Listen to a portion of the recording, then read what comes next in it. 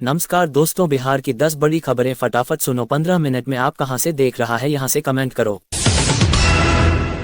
नीतीश कुमार ने गृह मंत्रालय छोड़ा। बिहार में मिली शक्तिशाली एनडीए सरकार के पुनर्गठन में।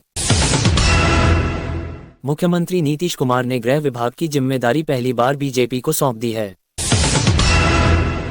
यह फैसला बहुत महत्वपूर्ण माना जा रहा है क्योंकि गृह मंत्रालय पारंपरिक रूप से बहुत प्रभावशाली विभाग होता है, जिससे गठबंधन में संतुलन और शक्ति साझाकरण की नई दिशा मिल रही है।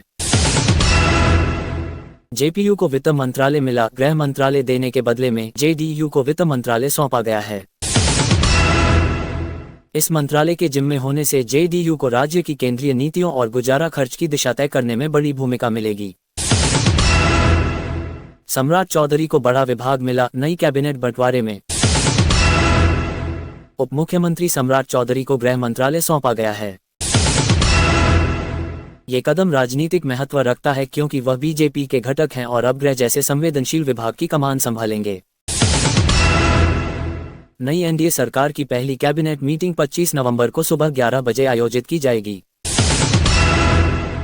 एनडीए गठबंधन में मंत्री पदों और मंत्रालयों के बंटवारे की रूपरेखा पर चर्चा पूरी हो चुकी है और सूत्रों के मुताबिक 22 नवंबर से पहले अंतिम रूप ले लिया गया है। मुख्यमंत्री पद जमे रहने की बात। खबरों के अनुसार नीतीश कुमार फिर से बिहार के मुख्यमंत्री बने रहेंगे। शिक्षकों की नई पोस्टिंग खुली राह पर। बिहार सरकार ने घोषणा की है कि जनवरी 2026 से राज्य में शिक्षकों के स्थानांतरण किए जाएंगे। कई शिक्षकों का पुराना आवंटन रद्द किया जाएगा और उन्हें नए स्कूलों में नियुक्ति का मौका मिलेगा, जिससे शिक्षण व्यवस्था बेहतर हो सकती है। शिक्षा विभाग में सुधार की उम्मीद। शिक्षकों के रोल बैकलॉग और पोजीशनिंग की नई नीति से शिक्षा विभाग में नए बदलाव की राह खुलती दिख रही है। ये कदम सरकार की प्राथमिकताओं में शिक्षा को ऊपर रखने के संकेत देता है। बिहार विधानसभा का वर्तमान कार्यकाल 22 नवंबर 2025 को समाप्त हो रहा है। रामविलास के नेता चिराग पासवान ने कहा है कि नई सरकार 22 नवंबर से पहले ही बनेगी। यह उनके हिसाब से गठबंधन के बीच पावर शेयरिंग समझौते का परिणाम है।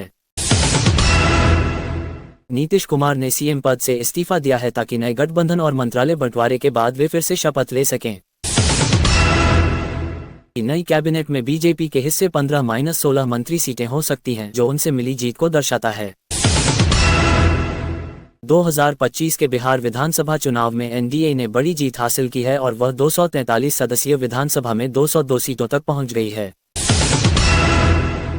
नौकरी का लक्ष्य। नीतीश कुमार ने पिछली सरकार के वादों के अनुरूप 2025-2030 के बीच बिहार के युवाओं के लिए 1 करोड़ नौकरियों का लक्ष्य रखा है।